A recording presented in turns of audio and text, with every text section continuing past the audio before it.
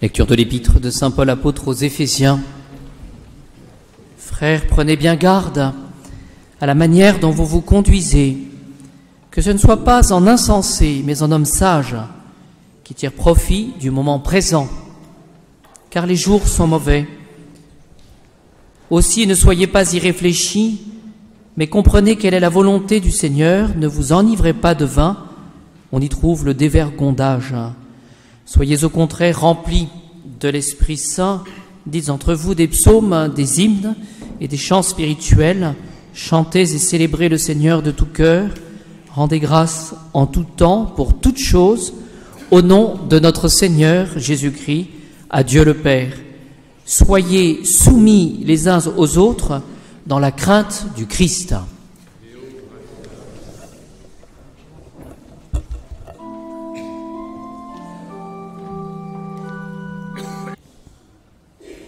Au nom du Père, du Fils et du Saint-Esprit, ainsi soit-il. Je ne vais pas prêcher aujourd'hui sur l'Évangile où nous voyons finalement Jésus faire un miracle à distance, il n'y a pas besoin de l'enfant. Donc Jésus guérit.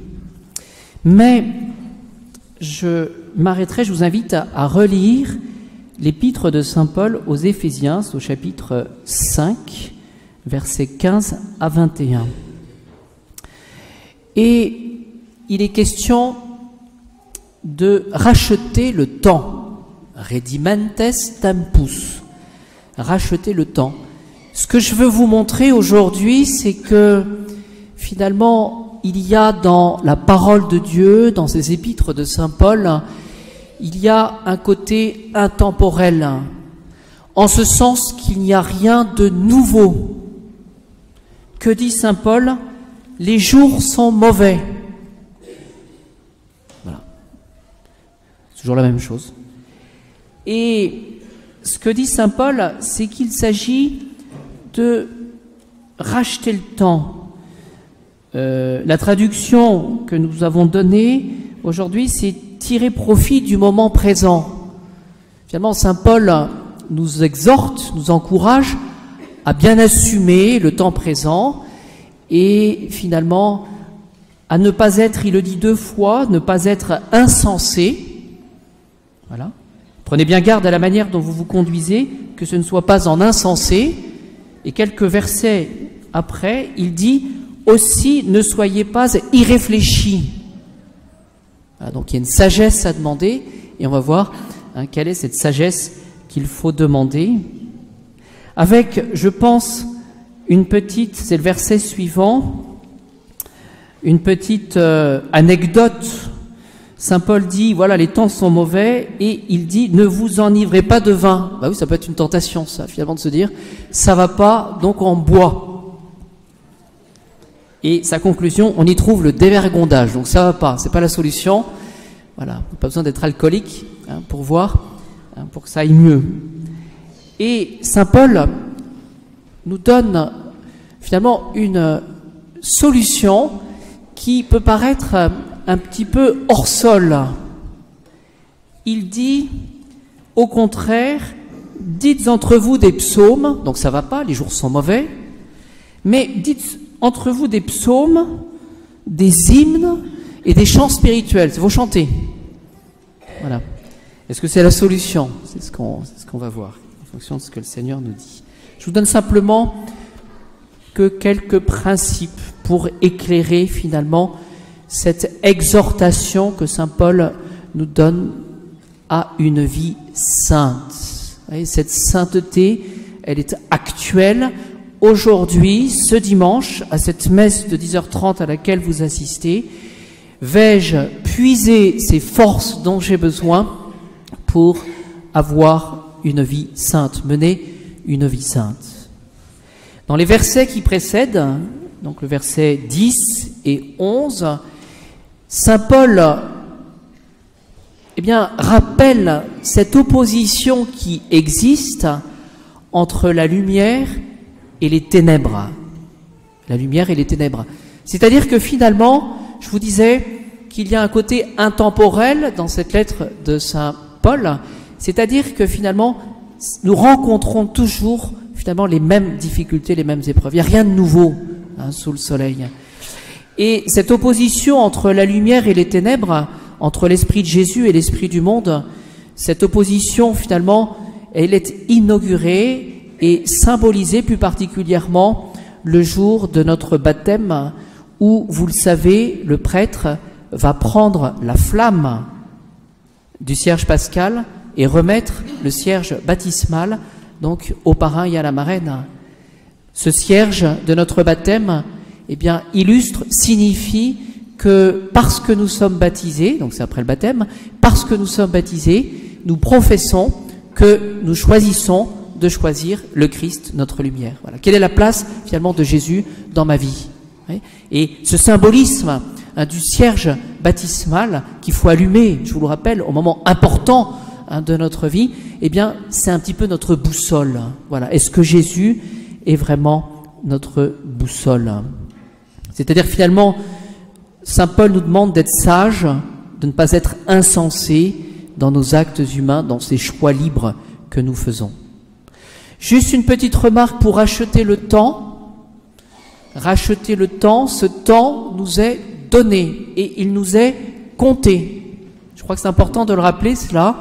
Aujourd'hui, ce dimanche, ce temps qui m'est donné, cette messe que j'ai, cette communion, et éventuellement cette confession que je peux faire aujourd'hui, elle m'est donnée. C'est un don de Dieu. Est-ce que je vais en faire bon usage? Oui. Est-ce que je vais m'en servir, justement? Chaque minute compte. Il y a un bon emploi à en faire, saisir cette opportunité pour agir. Donc finalement, le chrétien, il est attentif. Il ne passe pas son temps à se morfondre, à se plaindre. Les temps sont mauvais, c'est vrai aujourd'hui, mais saint Paul le disait encore en son temps. Et donc, il y a cette grâce à demander au Seigneur d'utiliser justement ce temps qui nous est donné.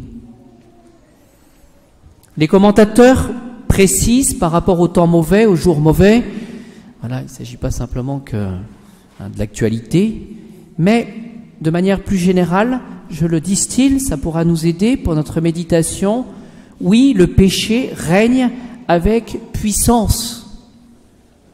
Le péché qui nous entoure, mais je pense que c'est plus judicieux de réaliser que ce péché, ces faiblesses, elles sont en nous et elles règnent avec puissance. Regardons la difficulté que nous avons à changer. Essayez de prendre une résolution, vous verrez, ça ne dure pas longtemps en général. Je crois que c'est pour tout le monde. Voilà. Le péché règne. Ensuite, les commentateurs disent par rapport aux jours mauvais, c'est que la piété se relâche. Notre-Dame à Fatima l'a rappelé ça souvent, la piété se relâche. Qu'est-ce que c'est que la piété? C'est ce culte qui est dû à Dieu. Tu adoreras Dieu seul, tu l'auras plus que tout. C'est le premier commandement. Tu prononceras le nom de Dieu avec respect, tu sanctifieras le jour du dimanche. Eh bien, la piété se relâche. C'est-à-dire que les hommes ont connu cette ferveur, mais ils ne soutiennent pas l'épreuve du temps. On se relâche, on se ramollit. Et troisième élément, par rapport aux jours mauvais, c'est l'opposition va croissante, l'opposition du monde. Et c'est assez intéressant que de rappeler que cette opposition du monde, ce règne du démon, fait partie qui grandit, fait partie des signes avant-coureurs justement de la fin du monde.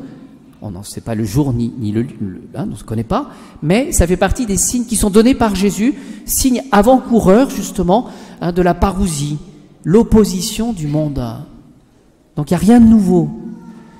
Et la conclusion de cela par rapport aux jours mauvais, c'est que finalement les occasions pour nous de faire le bien sont plus rares et plus difficiles. C'est-à-dire que ça demande un effort plus grand.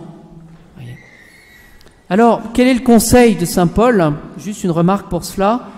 Les psaumes, les hymnes, les cantiques spirituels évoquent non pas l'inconsistance et non pas l'inconscience, mais la joie. Est-ce que, en tant que catholique, je manifeste au monde, sous l'emprise de l'erreur et du démon, cette joie?